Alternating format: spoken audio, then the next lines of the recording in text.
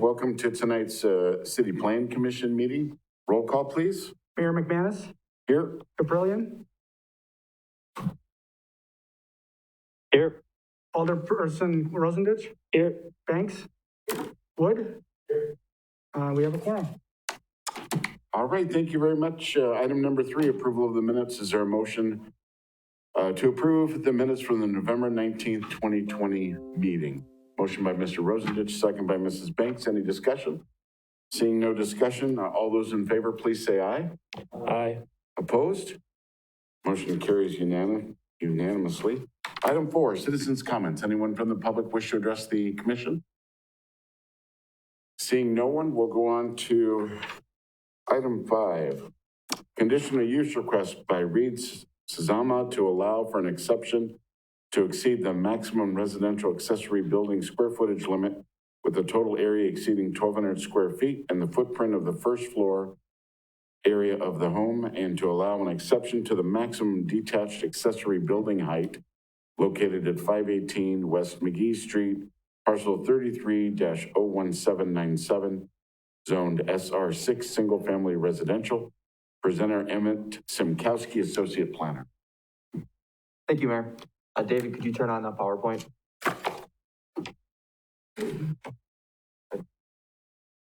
So the property in question is located on southeast of the intersection of West Magee and South Oak. Primarily the area is zoned residential. This property is zoned SR6. There is some SR3 south and to the west of it. Next slide. The proposal is a 30 by 42, 1,260 square foot garage and a 6 by 42 lean-to the west of the garage. The total square footage will be 1,512 square feet, and the structure will be 22 feet high. Currently, there's a 25 by 28 detached garage, 700 square feet. It's approximately 3 feet off the east property line and 30 feet from the road right away.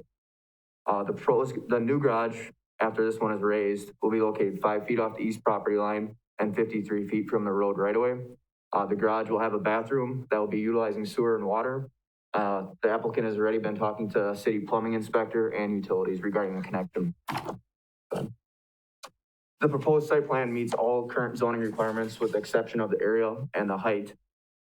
Section 18-65-8H allows for certain dimensional standards of accessory structures to be exceeded and requires this conditional use because of the area and the height.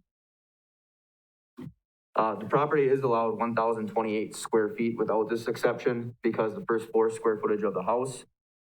The garage should blend in with the surrounding structures as it will be similar in height and have similar exterior aesthetics.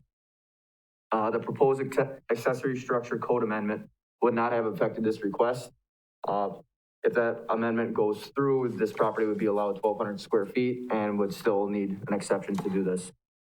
Staff's recommendation is to approve the conditional use request to exceed the maximum residential accessory structure size and height with the following conditions. The property is permitted to have a total of 1,512 square feet of accessory floor area, and a residential garage is to have a maximum height of 22 feet. Minor site plan changes may be approved administratively, provided they do not need additional exceptions from the zoning code or from any conditions approved with this conditional use permit. That is all I have. All right, thank you very much. This item does require a public hearing. This time I'll open up the floor to members of the public who wish to address the commission regarding this request. Anyone from the public wish to address the commission? Please, sir, just go to the podium and state your name and address. Hi, my name is Gavin Shorzy. I'm up here for Janet Leaders. My address is in Stratford, Wisconsin at 116580 Equity Street. And she had a few questions and she asked me to speak. She just wants to know where the property is going to lie, because she's got the opposing property right next to it, and where it's going to lie, how close it's going to be to her lot line, and if there's going to be any zoning or surveying that's going to be done to make sure that the lines are met, you know, in next to the building. We don't exceed like the what do you call it? The how you build is close, because you guys have a law that says you cannot build so close to a property lot line, right? And we want to just to make sure that all the codes are met and that it's not pushing that issue before they go ahead and build. All right. Anything further? Nope. No. Okay, we'll go over those in the discussion. Second call, anyone else from the public regarding this request? Final call, anyone else from the public regarding this request? Seeing none, we'll close the public hearing, entertain a motion to approve. Is there a motion to approve? Motion by Mr. Wood. Is there a second? Second by Mrs. Banks. Any discussion? Before we start the discussion, could you just go through the questions that were just there, just to review those? I think a couple of them were in your presentation. Yep. So the side yard setback for detached structures is 3 feet. They're proposing to be 5 feet from the side property line. I do believe Mr. Sazama did get it surveyed and the property lines marked already for it. The rear yard setback is 5 feet, and they're proposing to be 12. So they're doing more than they're actually required to regarding the setbacks.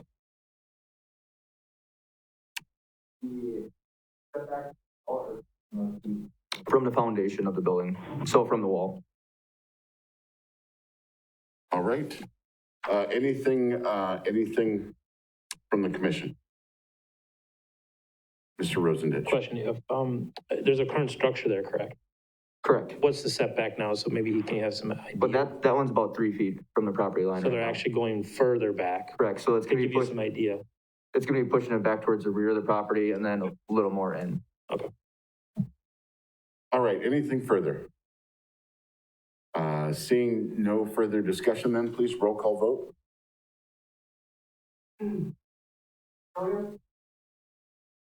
Caprillion? Yep. Rosendich? Yes. Banks? Wood? Mayor McManus? Yes. Thank you. That motion carries unanimously. Item 6, a rezoning request by Tim Vreeland to rezone portion of the property located at 800 North Maple Avenue, parcel 33-02037 from SR4 Single Family Residential to UMU Urban Mixed Use. Presenter Bryce Hembrook, City Planner. Thank you, Mayor. So city staff received a request to approve a certified survey map for the property at 800 North Maple Avenue. The certified survey map was proposing to split the lot and have an outlot on the west side of the property. So as you can see on the screen, it is located to the east of the Dairy Queen and to the northeast of the Family Dollar. Or I believe it's Family Dollar. So the property currently has a single family home on the east side of the property. And then there is an existing parking lot on the west side. That's where the proposed outlot is. Currently, employees and customers for Dairy Queen use that parking lot. So the certified survey map was ultimately proposing to split these lots up. That way a potential buyer could buy just the home and not have to worry about having a parking lot, on their property as well. The certified survey map could not be approved as presented until a rezoning and conditional use permit were approved because the parking lot would now be considered to be off-site parking, which would be non-conforming with single-family residential. So we looked at the options and said that they could look into rezoning it to UMU, which would be the most similar zoning district. This would actually not meet the minimum lot size requirements for the UMU. However, it's an undevelopable lot because it's an outlot, so they're planning to just keep it as parking for the long-term future. If they ever did want to actually develop that site, they'd have to make the site conforming by increasing the size. So that's why we thought UMU is probably the most suitable zoning district in terms of, close to the minimum size requirements. So the rezoning has to be approved prior to the approval of the conditional use permit. The applicant currently does have an application in for next month's Plan Commission meeting for a conditional use request. The lots would not be split until both approvals are granted. And then staff discussed this matter with the city attorney, and he suggested that if we recommend approving, that we should incorporate a provision in the ordinance to set a deadline for obtaining a conditional use permit to make the site conforming. So essentially, if that approval is not obtained by the deadline, the zoning would revert back to SR4 Single Family Residential Zoning District. And so as you can see here, here's the certified survey map. So it's just the outlot 1 is being proposed to be rezoned to UMU. The lot 1 would remain as SR4 single family. And I kind of went over this process. And then here's a picture of the parking lot where it currently sits right now. This was approved in 2015, and at the time it was approved as an on-site parking because it was all one lot. But now that it's split, it would be off-site. And then the future land use identifies this as transitional mixed use. There's a similar land use that was approved for the Taco John's. They have a drive-through and more parking, but it's the same zoning district and essentially the same land use. So there is a similar land use in the nearby area.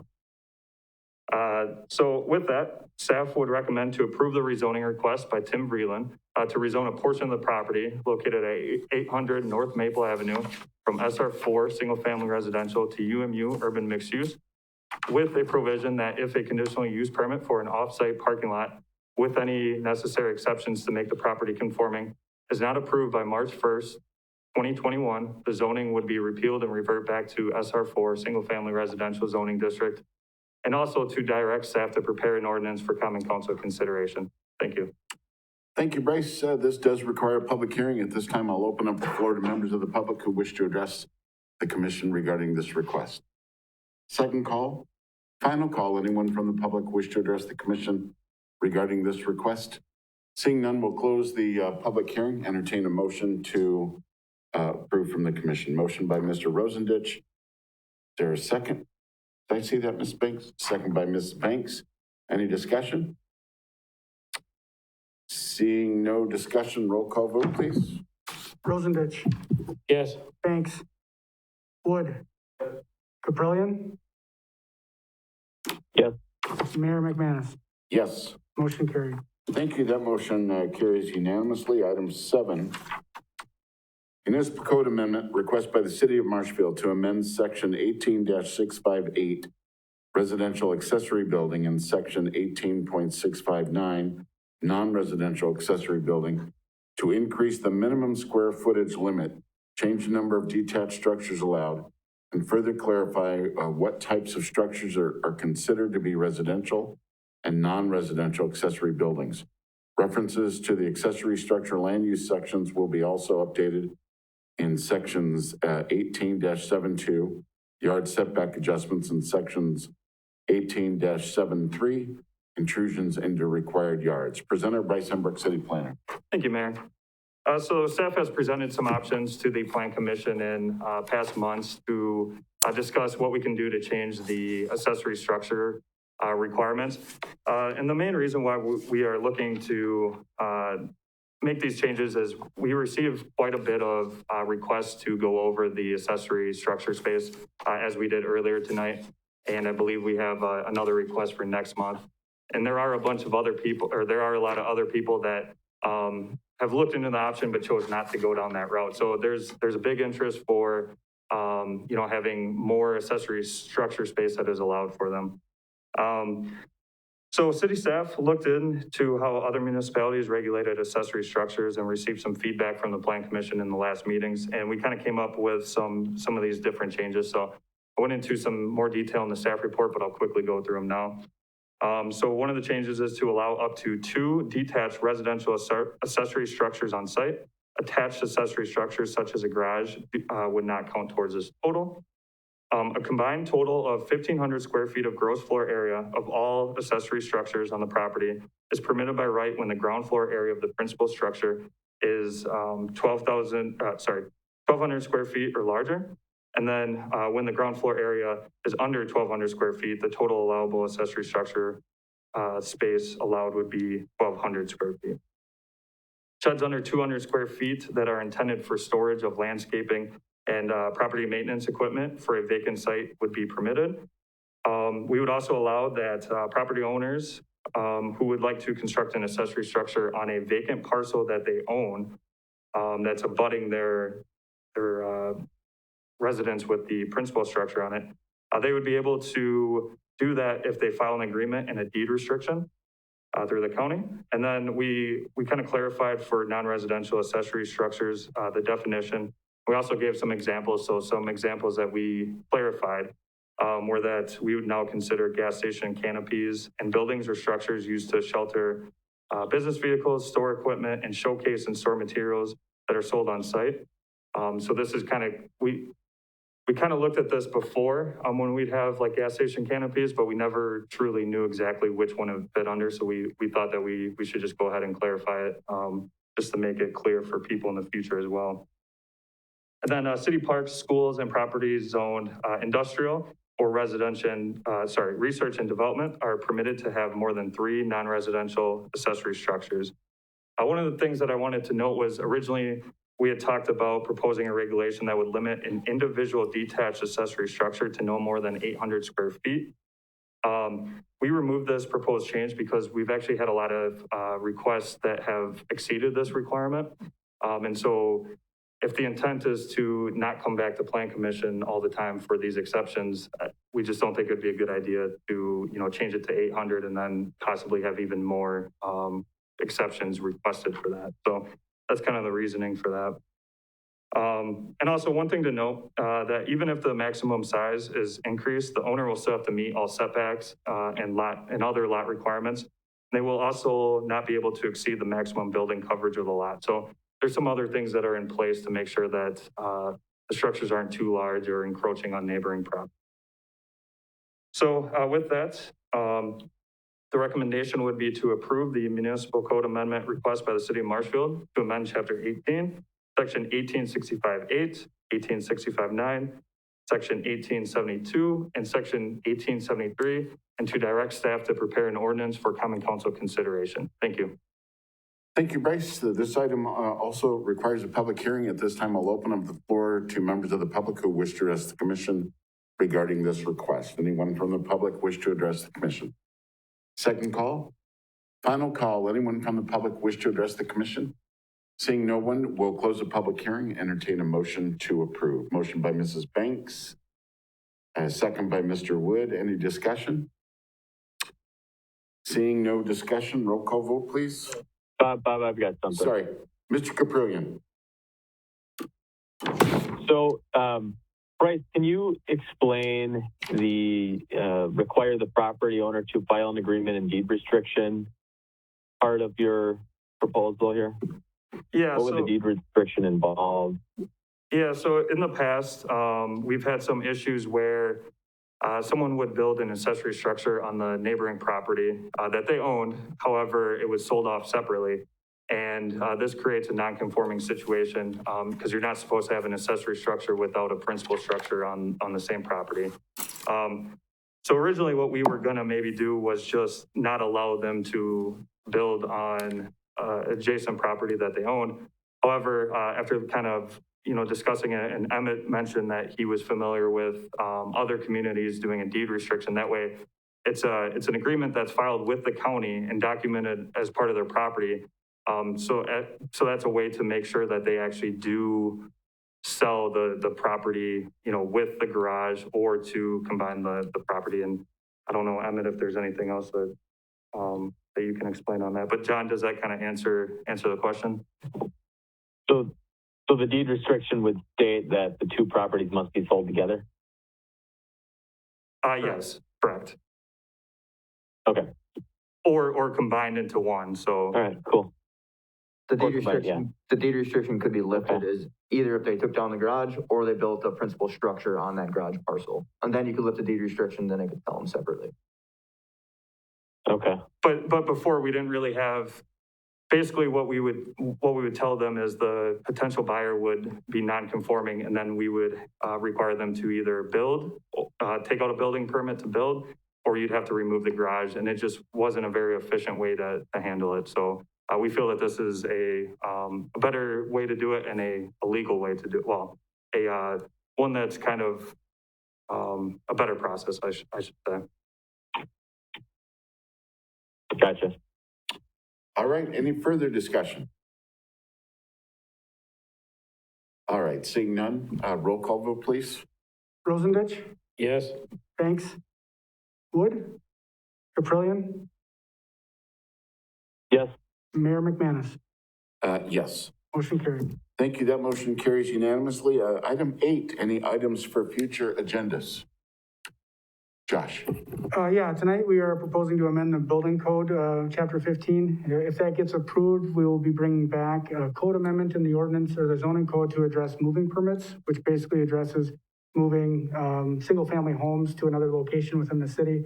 The reason we're pulling it from chapter 15 is it requires a public hearing, so to make sure that that new home fits in a neighborhood setting. Didn't really belong in the building code, but that's where it was. So the actual relocation of the home itself will be on public property or in the public right of way. That will be addressed in another chapter, which would be Public Works. So we're trying to kind of piece it together, but it didn't make sense to have it in the building code because it still has to be reconnected correctly. We'll still take out permits for that, but we want to make sure that it's fitting in the setting that it's relocated to. We have about one of these every decade, so it doesn't come up a lot, but figured we should address it. So. All right. Anything further as far as future agendas? No, then we'll go on to item number 9, staff updates. Any staff updates? None? You guys got all your Christmas shopping done? He did. That's an update. All right, seeing no staff updates in, how about a motion to adjourn? Motion by Mr. Wood, second by Mr. Rosendich. Thank you all very much. We are adjourned.